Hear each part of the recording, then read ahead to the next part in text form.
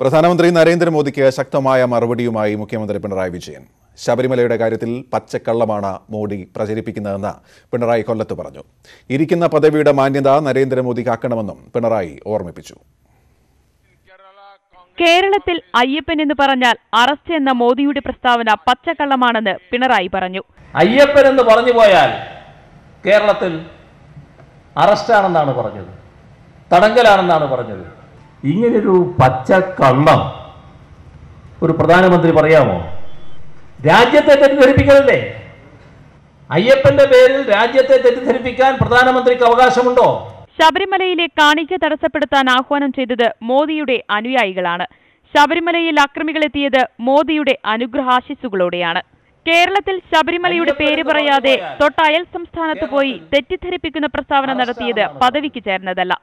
നിരോധനാജ്ഞ പ്രഖ്യാപിക്കാൻ മോദി സർക്കാരാണ് സംസ്ഥാനത്തോട് ആവശ്യപ്പെട്ടതെന്നും പിണറായി പറഞ്ഞു. തീർത്ഥാടന കേന്ദ്രം മാത്രം പറഞ്ഞ് തൊട്ടപ്പുറം മംഗലാപുരം അവിടെ പോയി നേരെ ശബരിമലയെയും അയ്യപ്പനെയും എല്ലാം എടുത്തു പറഞ്ഞ് കേരളത്തെ അപമാനിക്കാൻ പുറപ്പെടുന്നത് മാന്യതയല്ല.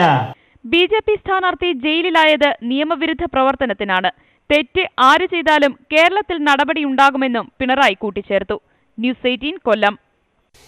പ്രധാനമന്ത്രിയും ബി.ജെ.പിയും ശബരിമല മുഖ്യപ്രചാരണ വിഷയമാക്കിയതോടെ ശക്തമായി പ്രതിരോധിച്ച ഇടതുപക്ഷവും യു.ഡി.എഫും രംഗത്തെത്തി. വർഗീയ ധ്രുവീകരണം ഉണ്ടാക്കാൻ പ്രധാനമന്ത്രി തന്നെ രംഗത്തെത്തിയതായി CPM സംസ്ഥാന സെക്രട്ടറി കോടിയേരി ബാലകൃഷ്ണൻ ആരോപിച്ചു. വിദ്വേഷം വളർത്താനുള്ള മോദിയുടെ ശ്രമം കേരളത്തിൽ വിലപ്പോകില്ലെന്ന് മുസ്ലിം ലീഗ് നേതാവ് PK കുഞ്ഞാലിക്കുട്ടി പറഞ്ഞു. വിശ്വാസികൾക്കൊപ്പം നിൽക്കുന്നവരാണ് ഇടത് സർക്കാരെന്നും ശബരിമലയ്ക്ക് ഏറ്റവും കൂടുതൽ സഹായം നൽകിയത് പിണറായി സർക്കാരാണെന്നും കോടിയേരി പറഞ്ഞു. വിശ്വാസികളുടെ കൂടെ നിൽക്കുന്ന ഒരു സർക്കാരാണ് കേരളത്തിലെ ഇടതുപക്ഷ സർക്കാർ. അതുകൊണ്ടാണ് ശബരിമലയ്ക്ക് ഏറ്റവും വലിയ സഹായം ചെയ്തത് ഇടതുപക്ഷ സർക്കാരാണ്. നിയമനിർമ്മാണം നടത്താൻ അവസരം കിട്ടിയിട്ടും ഒന്നും ചെയ്യാത്ത ബി.ജെ.പി. ശബരിമല വിഷയത്തിൽ ഇരട്ടത്താപ്പ് കാണിക്കുകയാണെന്ന് പ്രതിപക്ഷ നേതാവ് രമേശ് ചെന്നിത്തല ആരോപിച്ചു. ഭക്തർക്ക് വേണ്ടി ഒന്നും ചെയ്യാത്ത മോഡി ഇപ്പോൾ അവർക്ക് വേണ്ടി കരഞ്ഞിട്ട് കാര്യമില്ല. അവസരമുണ്ടായപ്പോൾ നിയമനിർമ്മാണം നടത്താൻ ഞങ്ങളൊക്കെ ആവശ്യപ്പെട്ടതാണ്. അന്ന് നിയമനിർമ്മാണം നടത്താതെ ഒളിച്ചോടിയ നരേന്ദ്രമോദി ഇപ്പോൾ ഭക്തരെ സംരക്ഷിക്കുമെന്ന് പറഞ്ഞാൽ ആരും വിശ്വസിക്കാൻ പോകുന്നില്ല. ശബരിമലയുടെ പേരിൽ മുസ്ലിം ലീഗിനെ കുറ്റപ്പെടുത്തിയ നരേന്ദ്രമോദിക്കെതിരെ ലീഗും രംഗത്തെത്തി. മുസ്ലിം ലീഗിന് മോദിയുടെ സർട്ടിഫിക്കറ്റ് ആവശ്യമില്ലെന്ന് PK കുഞ്ഞാലിക്കുട്ടി. അവർക്ക് കാണുന്നതും കേൾക്കുന്നതും ഒക്കെ വർഗീയവൽക്കരിക്കാനുള്ള ഒരു ട്രെൻഡാണ്. അതിന്റെ ഭാഗമാണ് ഇപ്പോൾ ഇത്തരം പ്രസ്താവനകളൊക്കെ.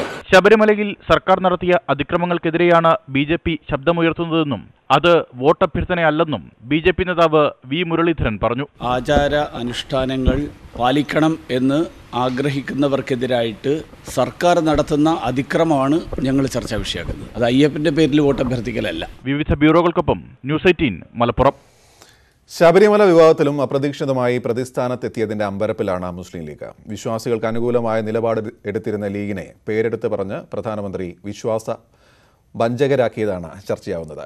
ലീഗിനെ വർഗീയ പാർട്ടിയാക്കാനുള്ള ബി.ജെ.പി. ശ്രമം വിജയിക്കില്ല എന്ന് യു.ഡി.എഫും ലീഗ് വർഗീയ കക്ഷി തന്നെയെന്ന് LDF പറയുന്നു. ലീഗിൽ ഒരു വിഭാഗം പാകിസ്ഥാൻ മനസ്സുള്ളവരാണെന്ന ഗുരുതര ആരോപണവുമായി വി മുരളീധരൻ ഇന്ന് രംഗത്തെത്തി.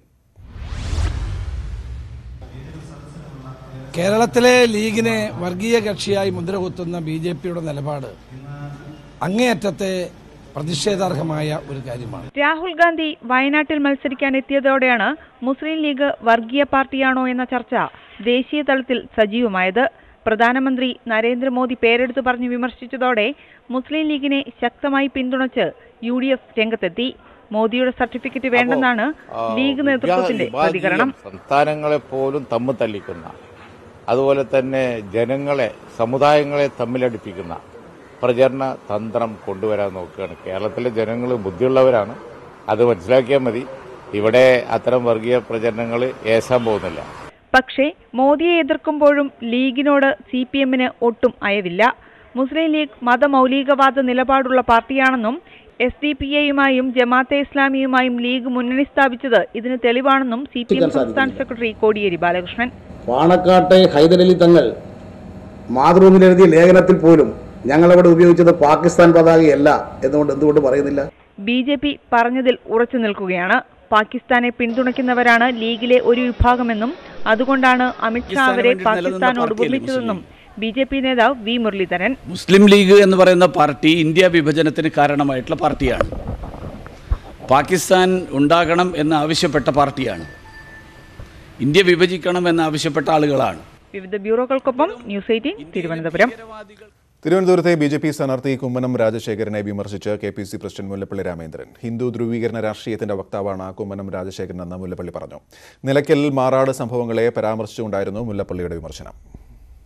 ഭാരതീയ ജനതാ പാർട്ടിയുടെ സ്ഥാനാർത്ഥിയെ മത്സരിക്കുന്ന വ്യക്തി ആരുമാകട്ടെ, അദ്ദേഹത്തെ നിങ്ങൾ കണ്ടതെവിടെയാണ്?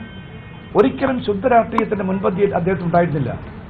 അദ്ദേഹം സാമൂഹ്യ പ്രവർത്തന രംഗത്തും അദ്ദേഹത്തെ കാണാൻ സാധിച്ചില്ല. അദ്ദേഹം ഈ രാജ്യത്തുണ്ടായത് ഹിന്ദു ധ്രുവീകരണ രാഷ്ട്രീയത്തിന് മുൻപന്തിയിലാണ്. അത് മാറാട് കലാപമാകട്ടെ, അതല്ലെങ്കിൽ നിലയ്ക്കൽ സമരമാകട്ടെ, ഈ രാജ്യത്ത് എവിടെയെല്ലാം തന്നെ വിഭാഗീയത ഉണ്ടാക്കാൻ സാധിക്കുക ആ സമരങ്ങളുടെ മുമ്പിൽ നിന്ന മനുഷ്യൻ അദ്ദേഹമാണോ ലോക്സഭയിലേക്ക് പോകേണ്ടത്? പോസ്റ്റൽ വോട്ട് ചെയ്യുന്ന പോലീസുകാരുടെ വിവരം ശേഖരിക്കുന്നതിനെതിരെ കോൺഗ്രസ്. ഡിജിപിയുടെ നടപടിക്കെതിരെ കെ.പി.സി. പ്രസിഡന്റ് മുല്ലപ്പള്ളി രാമചന്ദ്രൻ തെരഞ്ഞെടുപ്പ് കമ്മീഷന് പരാതി നൽകി. പോലീസിന്റെ നടപടിയിൽ അസ്വാഭാവികത ഇല്ല എന്നാണ് ഡിജിപിയുടെ പ്രതികരണം. പോസ്റ്റൽ വോട്ട് ചെയ്യുന്ന പോലീസുകാരുടെ വിവരം ശേഖരിക്കാനുള്ള ഡിജിപിയുടെ നിർദ്ദേശം ദുരൂഹമാണെന്നാണ് കോൺഗ്രസ് നിലപാട്. പോസ്റ്റൽ വോട്ട് ചെയ്യുന്ന പോലീസുകാരെ ഉന്നത ഉദ്യോഗസ്ഥരെ കൊണ്ട് സ്വാധീനിക്കാനാണ് നീക്കമെന്നും കോൺഗ്രസ് ആരോപിക്കുന്നു. ഡിജിപി ലോക്നാഥ് ബെഹ്റയ്ക്കെതിരെ മുല്ലപ്പള്ളി രാമചന്ദ്രൻ തെരഞ്ഞെടുപ്പ് കമ്മീഷന് പരാതി നൽകി. ഡിജിപിയുടെ ഉത്തരവ് പിൻവലിക്കാൻ നിർദ്ദേശിക്കണമെന്നും തെരഞ്ഞെടുപ്പ് കമ്മീഷനോട് കത്തിൽ ആവശ്യപ്പെട്ടിട്ടുണ്ട്. നടപടിയിൽ അസ്വാഭാവികതയില്ലെന്നാണ് പോലീസ് മേധാവിയുടെ പ്രതികരണം. ഇത് സ്വാഭാവിക നടപടിയാണെന്നും മുൻകാലങ്ങളിലും ഇത് ചെയ്തിട്ടുണ്ടെന്നും പോലീസ് മേധാവിയുടെ ഓഫീസ് വിശദീകരിക്കുന്നു. ന്യൂസ് 18 തിരുവനന്തപുരം. തിരുവനന്തപുരത്ത് ശശി തരൂരിന് വേണ്ടി രക്ഷാദൌത്യം ഏറ്റെടുത്ത് AICC. മുകുൾ വാസ്നികിന്റെ നേതൃത്വത്തിലുള്ള മണ്ഡലം അവലോകന യോഗം കെ.പി.സി. ഓഫീസിൽ തുടരുകയാണ്. പ്രചരണ പ്രവർത്തനങ്ങളിൽ പൂർണ്ണ സംതൃപ്തിയുണ്ടെന്നും ശശി തരൂർ പരാതി നൽകിയിട്ടില്ല എന്നുമാണ് ജനറൽ സെക്രട്ടറിമാരായ KC വേണുഗോപാലും മുകുൾ വാസ്നിക്കും പറഞ്ഞത്. തെരഞ്ഞെടുപ്പ് കാലത്ത് പതിവില്ലാത്ത അത്യപൂർവ ഇടപെടലാണ് തിരുവനന്തപുരത്ത് കോൺഗ്രസ് നേതൃത്വം നടത്തുന്നത്. ജനറൽ സെക്രട്ടറി മുകുൾ വാസ്നികിന്റെ നേതൃത്വത്തിൽ മണ്ഡലം അവലോകന യോഗം പ്രവർത്തനങ്ങളിൽ സജീവമായി ഇടപെട്ട് AICC നിരീക്ഷകൻ നാനാ പട്ടോളി. യുദ്ധസമാന സാഹചര്യത്തിൽ രക്ഷാദൌത്യം പുരോഗമിക്കുമ്പോഴും പ്രവർത്തനങ്ങളെക്കുറിച്ച് ഒരു പരാതിയുമില്ലെന്നാണ് നേതാക്കളുടെ പരസ്യപ്രതികരണം. അദ്ദേഹം ഒരു പരാതിയും തന്നിട്ടില്ല. അത് തെറ്റായ എങ്ങനെ പറയാൻ അദ്ദേഹം ഒരു പരാതിയും പറഞ്ഞിട്ടില്ല. മാത്രമല്ല ഇവിടെ അങ്ങനെ സംഘടനാ പ്രശ്നങ്ങളൊന്നും ഉണ്ടായതുകൊണ്ടല്ല. ഞങ്ങൾ ഈ സീറ്റിനെ പൊളിറ്റിക്കലായിട്ട് കുറെ കൂടി ഗൗരവത്തോട് കാണുന്നു എന്ന് മനസ്സിലാക്കിയാൽ മതി. നിരീക്ഷകനെ വെച്ചത് തരൂരിന്റെ പരാതിയുടെ അടിസ്ഥാനത്തിലല്ലെന്നും പ്രവർത്തനങ്ങൾ ഏകോപിപ്പിക്കാൻ വേണ്ടിയാണെന്നുമായിരുന്നു കേരളത്തിന്റെ ചുമതലയുള്ള ജനറൽ സെക്രട്ടറി മുകുൾ വാസ്നികിന്റെ മറുപടി. No such thing as any special observer. I think there are misunderstandings about this. We as a party have people going to various constituencies and in other constituencies also there are some leaders. Mukul വാസ്നിക്കും Mullappally രാമചന്ദ്രനും നേരിട്ടാണ് മണ്ഡലത്തിലെ block പ്രസിഡന്റുമാർ മുതലുള്ള നേതാക്കളുടെ യോഗത്തിൽ സ്ഥിതി വിലയിരുത്തിയത്. കൊച്ചു കൊച്ചു അസ്വാരസ്യങ്ങൾ ഉണ്ട് എന്ന് നിങ്ങൾ പറഞ്ഞപ്പോഴാണ് ഞങ്ങൾ ആ കാര്യത്തെക്കുറിച്ച് കൂടുതൽ പഠിക്കാൻ ശ്രമിച്ചത്. ഈ പറയുന്നത് ഒന്നുമില്ല. Everything is blown out of proportion. Political bureau news 18. BJP. സംസ്ഥാന അധ്യക്ഷൻ PS ശ്രീധരൻപിള്ള വർഗീയ പരാമർശം നടത്തിയെന്ന ആരോപണം. ശ്രീധരൻപിള്ളയുടെ പ്രസ്താവനയ്ക്കെതിരെ LDF തെരഞ്ഞെടുപ്പ് കമ്മീഷന് പരാതി നൽകി. ശ്രീധരൻപിള്ള പ്രസ്താവന പിൻവലിക്കണമെന്ന് മുസ്ലിം ലീഗും ആവശ്യപ്പെട്ടു. പക്ഷെ തിരിച്ചിവിടെ വന്നപ്പോ എന്താ പറഞ്ഞത്? തിരിച്ചു വന്നപ്പോ പറഞ്ഞ ഉത്തരവെന്താ? അവിടെ എത്ര പേരാ മരിച്ചെന്നുള്ളതിന്റെ കണക്കെടുക്കാൻ പറ്റാത്ത കഴിവുകെട്ടവരാണെന്ന്. അരിയാഹാരം കഴിക്കുന്ന സാമാന്യ ബുദ്ധിയുള്ള നിങ്ങളോട് ഞാൻ ചോദിക്കട്ടെ, അന്യ രാജ്യത്ത് പോയി റഡാറിനെയും മതയന്ത്ര തോക്കുകളെയും ഭീകരമായ എല്ലാത്തിനെയും കണ്ണു വെട്ടിച്ച് കാത് വെട്ടിച്ച് ജീവനെ പണയപ്പെടുത്തി ഒരു രാജ്യം നേടിയ വിജയം നടക്കുമ്പോൾ 3 സ്ഥലങ്ങളിൽ അങ്ങനെ ചെയ്ത ശേഷം തിരിച്ചു വരുമ്പോൾ നമ്മുടെ രാഹുൽ ഗാന്ധിയും യെച്ചൂരിയും പിണറായി ഒക്കെ പറയുന്നത് അവിടെ ഇറങ്ങിയിട്ട് മരിച്ചു കിടക്കുന്നവരൊക്കെ ഏത് ജാതിക്കാരാ ഏത് മതക്കാരാ, ഇസ്ലാമാകണമെങ്കിൽ ചില അടയാളമൊക്കെ ഉണ്ടല്ലോ, ഡ്രസ്സൊക്കെ മാറ്റി നോക്കിയാലേ അറിയാൻ പറ്റുള്ളൂ. ഇന്നലെ ആറ്റിങ്ങലിലെ തെരഞ്ഞെടുപ്പ് പരിപാടിക്കിടെ ശ്രീധരൻപിള്ള നടത്തിയ പ്രസംഗമാണ് വിവാദമായത്. പുൽവാമ ഭീകരാക്രമണത്തിൽ കൊല്ലപ്പെട്ടവരുടെ മതം സംബന്ധിച്ചായിരുന്നു ശ്രീധരൻപിള്ളയുടെ പരാമർശം. ശ്രീധരൻപിള്ള മുസ്ലിം സമുദായത്തെ അപമാനിച്ചെന്നും പ്രസ്താവന തെരഞ്ഞെടുപ്പ് ചട്ടലംഘനമാണെന്നുമാണ് LDF ആരോപണം. ഇത് ചൂണ്ടിക്കാട്ടി LDF ആറ്റിങ്ങൽ പാർലമെന്റ് മണ്ഡലം സെക്രട്ടറി V ശിവൻകുട്ടി തെരഞ്ഞെടുപ്പ് കമ്മീഷന് പരാതി നൽകി. ശ്രീധരൻപിള്ളയ്ക്കെതിരെ മുസ്ലിം ലീഗും രംഗത്തെത്തി. പ്രസ്താവന പിൻവലിച്ച് മാപ്പ് പറയണമെന്ന് PK കുഞ്ഞാലിക്കുട്ടി ആവശ്യപ്പെട്ടു. പ്രസ്താവന ഇറക്കുമ്പോൾ സൂക്ഷിച്ചില്ലെങ്കിൽ കേരളമാണ്, കേരളത്തിൽ സാമുദായിക സൗഹാർദ്ദം തകർക്കുന്ന പ്രചരണങ്ങൾ ജനങ്ങൾ പൊതുവിൽ ഇഷ്ടപ്പെടില്ല. ന്യൂസ് 18 തിരുവനന്തപുരം. ബ്യൂട്ടി പാർലർ വെടിവെപ്പ് കേസിൽ നടി ലീന മരിയ പോളിന്റെ അഭിഭാഷകനും ഭീഷണി. കേസിൽ നിന്ന് പിന്മാറണമെന്നാണ് ആവശ്യം. ഭീഷണി സന്ദേശത്തിന്റെ പകർപ്പ് ന്യൂസ് 18 ലഭിച്ചു. കേസിൽ അന്വേഷണം കാസർകോട്ടേക്കും നീളുകയാണ്. ബ്യൂട്ടി പാർലർ വെടിവെപ്പ് കേസിൽ നടി ലീന മരിയ പോളിന്റെ അഭിഭാഷകനെതിരെയും രവി പൂജാരി ഭീഷണി ഉയർത്തിയിരുന്നതായി അന്വേഷണ സംഘം കണ്ടെത്തി. അഭിഭാഷകന്റെ ഫോണിലേക്ക് ഇന്റർനെറ്റ് കോളുകൾക്ക് പുറമെ സന്ദേശങ്ങളായും ഭീഷണി വന്നു. വെടിവെപ്പ് കേസിൽ അന്വേഷണം കാസർകോട്ടേക്ക് നീളുകയാണ്. പ്രതി മോനായിയുടെ പങ്ക് വെളിപ്പെടുത്തുന്ന കൂടുതൽ തെളിവുകൾ ശേഖരിക്കാനാണ് അന്വേഷണ സംഘം കാസർകോട്ടേക്ക് പോകുന്നത്. ഇയാളുടെ കൂട്ടാളികളെക്കുറിച്ചും അന്വേഷണം നടക്കുന്നുണ്ട്. മോനായി വഴിയാണ് തോക്ക് പ്രതികൾക്ക് ലഭിക്കുന്നത്. ബ്യൂട്ടി പാർലർ വെടിവെപ്പിന് മുൻപ് സ്വയം പരിശീലനം നടത്തിയ പ്രതികൾ സംഭവത്തിന് ശേഷം സുഹൃത്തുമായി വാക്കുതർക്കമുണ്ടായപ്പോൾ വെടിയുതിർക്കാൻ ശ്രമിച്ചിരുന്നതായും കണ്ടെത്തി. പ്രതികൾ ഉപയോഗിച്ചിരുന്ന ഒരു തോക്കും ബൈക്കും പോലീസ് കണ്ടെത്തി. ബ്യൂട്ടി പാർലറിന് നേരെ വെടിവെക്കാൻ ഉപയോഗിച്ച പിസ്റ്റൾ കൂടി കണ്ടെത്താനുണ്ട്. കേസിൽ പഴുതടച്ചുള്ള അന്വേഷണം പുരോഗമിക്കുമ്പോൾ കൂടുതൽ അറസ്റ്റുണ്ടാകുമെന്നാണ് സൂചന. ഇതോടെ രവി പൂജാരിക്ക് കേരളത്തിൽ ശക്തമായ കണ്ണികളുണ്ടെന്ന കാര്യവും വ്യക്തമാവുകയാണ്. കൊച്ചിയിൽ നിന്ന് വിനീത വിജി, ന്യൂസ് 18. വിഷുവിനെ വരവേൽക്കാൻ ഒരുങ്ങി നാടും നഗരവും. കണിവെള്ളരിയും കസവ് പുടവയും ഒക്കെ വാങ്ങാൻ കടകളിൽ തിരക്ക് വർദ്ധിച്ചു. കണിയൊരുക്കാനുള്ള തയ്യാറെടുപ്പിലാണ് മലയാളികൾ.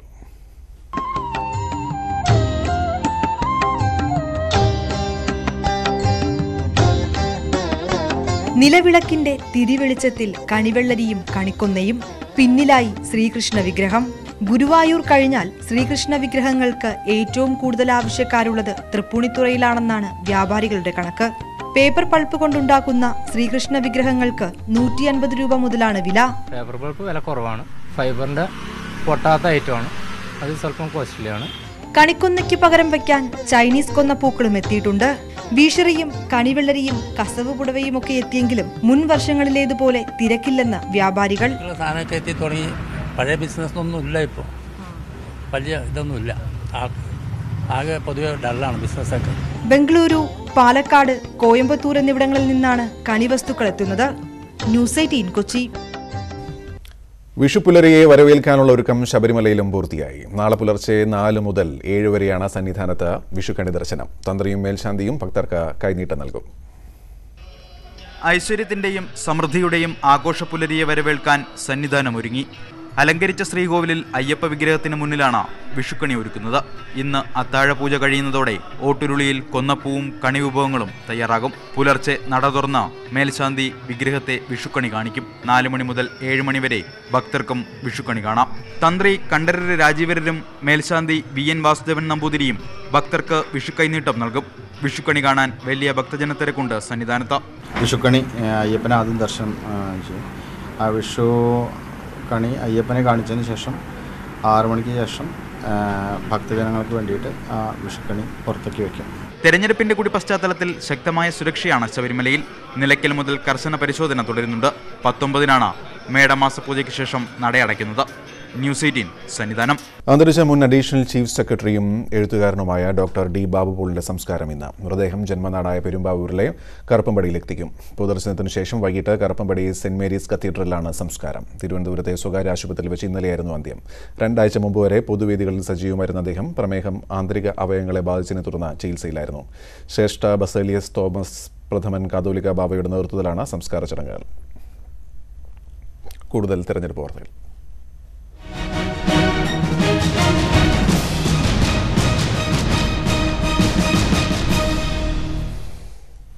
രാഹുൽ ഗാന്ധിയെ പ്രചാരണ വേദികളിലേക്ക് വീണ്ടും സ്വീകരിക്കാനൊരുങ്ങി വയനാട്. ബുധനാഴ്ച വയനാട് ലോക്സഭാ മണ്ഡലത്തിൽ 3 പൊതുയോഗങ്ങളിൽ കോൺഗ്രസ് അധ്യക്ഷൻ പങ്കെടുക്കും. തിരുനെല്ലി ക്ഷേത്രവും സന്ദർശിക്കും. വിഷു ദിവസം കേരളത്തിലെത്തുന്ന രാഹുൽ വയനാടിന് പുറമെ 7 ജില്ലകളിലും പര്യടനം നടത്തും. വിഷു ദിവസമായ തിങ്കളാഴ്ച കേരളത്തിലെത്തുന്ന രാഹുൽ ഗാന്ധി ചൊവ്വാഴ്ച പത്തനാപുരം, പത്തനംതിട്ട, ആലപ്പുഴ, തിരുവനന്തപുരം, കണ്ണൂർ ജില്ലകളിൽ പര്യടനം നടത്തും. ബുധനാഴ്ച വയനാട് മണ്ഡലത്തിന് മാത്രമായാണ് രാഹുൽ മാറ്റിവെച്ചിരിക്കുന്നത്.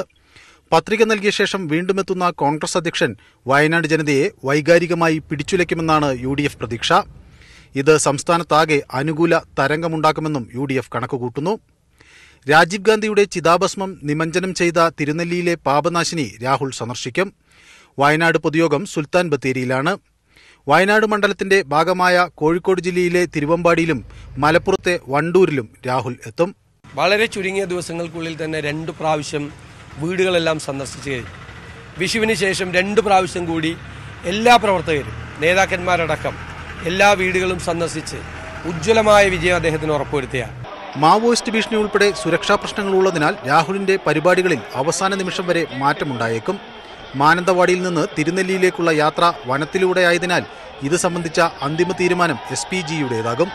രാഹുലിന് പിന്നാലെ പ്രിയങ്ക ഗാന്ധി കൂടി വരുന്നതോടുകൂടി തെരഞ്ഞെടുപ്പിന്റെ അവസാന ലാപ്പിൽ വയനാട്ടിൽ മാത്രമല്ല കേരളത്തിലുടനീളം UDF തരംഗമുണ്ടാകും എന്ന പ്രതീക്ഷയിലാണ് കോൺഗ്രസ്. പ്രധാനമന്ത്രി നരേന്ദ്രമോദി ഉൾപ്പെടെയുള്ള രാഷ്ട്രീയ എതിരാളികൾക്കുള്ള മറുപടിയും രാഹുലിൽ നിന്ന് കേരളം ഉറ്റുനോക്കുന്നു. ക്യാമറമാൻ ഷാഫിക്കൊപ്പം മനു ഭരത്, ന്യൂസ് 18 വയനാട്. കേരളത്തിലെത്തുന്ന രാഹുൽ ഗാന്ധിയെ രാഷ്ട്രീയമായി നേരിടാൻ തയ്യാറെടുത്ത LDF. കോൺഗ്രസ് അധ്യക്ഷനെ രാഷ്ട്രീയ സംവാദത്തിൽ പ്രതികരിക്കാതെ ഒഴിവാക്കാൻ അനുവദിക്കരുത് എന്നാണ് ഇടത് സമീപനം. ഇതിനായി 1,00,000 പേരെ ഉൾപ്പെടുത്തി പ്രചാരണ പരിപാടി സംഘടിപ്പിച്ചു. വോട്ട് ചോദിക്കും മുമ്പ് മാപ്പ് ചോദിക്കുമോ എന്ന ചോദ്യമുയർത്തിയുള്ള പ്രചാരണം രാഹുൽ ഗാന്ധിയെ പ്രകോപിപ്പിക്കും എന്നാണ് ഇടതുപാളയത്തിന്റെ കണക്കുകൂട്ടൽ. 1500 സ്ക്വാഡുകളിലായി 1,00,000 LDF പ്രവർത്തകർ ഇന്ന് വോട്ടർമാരെ നേരിൽ കണ്ടു. ഈ പ്രചാരണ രീതി രാഷ്ട്രീയ സംവാദത്തിന് മറുപടി പറയാൻ കോൺഗ്രസ് അധ്യക്ഷനെ നിർബന്ധിതനാക്കുമെന്ന് ഇടതുപാളയം പ്രതീക്ഷിക്കുന്നു. വയനാട് പാർലമെന്റ് നിയോജക മണ്ഡലത്തിലെ LDF പ്രവർത്തകന്മാർ 1,00,000-ലധികം പ്രവർത്തകന്മാർ ഇന്ന് ഈ സ്ക്വാഡിൽ പ്രവർത്തിക്കുകയാണ്. ഒരുമിച്ച് ചോദിക്കുകയാണ് 10 ചോദ്യങ്ങൾ. രാഹുൽ ഗാന്ധി UDF സ്ഥാനാർത്ഥി മറുപടി പറഞ്ഞേ മതിയാവുകയുള്ളൂ. 10 ചോദ്യങ്ങളാണ് ഇടതുപക്ഷം രാഹുൽ ഗാന്ധിക്ക് മുന്നിൽ വെക്കുന്നത്. കാർഷിക മേഖലയുടെ തകർച്ചയ്ക്ക് UPA സർക്കാരാണ് ഉത്തരവാദി എന്നാണ് പ്രധാന ആക്ഷേപം. ന്യൂനപക്ഷ ദളിത് ആക്രമണങ്ങളിൽ കോൺഗ്രസ് മൗനം പാലിച്ചെന്നാണ് മറ്റൊരു വിമർശനം. ചോദ്യങ്ങൾക്കുള്ള മറുപടി കോൺഗ്രസ് അധ്യക്ഷന്റെ പ്രചാരണ റാലികളിൽ ഉണ്ടാകുമെന്ന പ്രതീക്ഷയിലാണ് ഇടതുപക്ഷം. രാഹുൽ ഗാന്ധി പ്രതികരിച്ചാൽ സംവാദം ദേശീയ ശ്രദ്ധയാകർഷിക്കുമെന്നും ഇടതുപാളയം കണക്കുകൂട്ടുന്നു. ക്യാമറമാൻ ഷാഫിക്കൊപ്പം മനു ഭരത്, ന്യൂസ് 18 വയനാട്. തെരഞ്ഞെടുപ്പ് പ്രഖ്യാപിച്ച ശേഷം ഇതുവരെ 2504 കോടി രൂപ പിടിച്ചെടുത്തതായി തെരഞ്ഞെടുപ്പ് കമ്മീഷൻ. 647 കോടി രൂപയുടെ കള്ളപ്പണത്തിന് പുറമെ 1100 കോടി രൂപ വിലമതിക്കുന്ന ലഹരി മരുന്നും 500 കോടിയുടെ ആഭരണങ്ങളും 206 കോടി രൂപ വിലമതിക്കുന്ന മദ്യവും പിടിച്ചെടുത്തിട്ടുണ്ട്. രാജ്യത്തെ പിടിച്ചെടുത്ത ലഹരി മരുന്നിൽ പകുതിയും ഗുജറാത്തിൽ നിന്നാണ്. മധ്യപ്രദേശിൽ അന്യജാതിക്കാരനെ വിവാഹം കഴിച്ച ഗോത്രവർഗ യുവതിക്ക് നാട്ടുകാരുടെ ക്രൂര ശിക്ഷ. ഭർത്താവിനെ ചുമലിലേറ്റി നടക്കണമെന്ന ശിക്ഷയാണ് നാട്ടുകൂട്ടം വിധിച്ചത്. ഇതിന്റെ ദൃശ്യങ്ങൾ പുറത്തു വന്നതോടെ സംഭവം വൻ വിവാദമായി. നാട്ടുകാരുടെ നടുവിലൂടെ യുവതി ഭർത്താവിനെയും ചൂഴ്ന്നു നീങ്ങുന്ന ദൃശ്യങ്ങളാണ് പുറത്തു വന്നത്.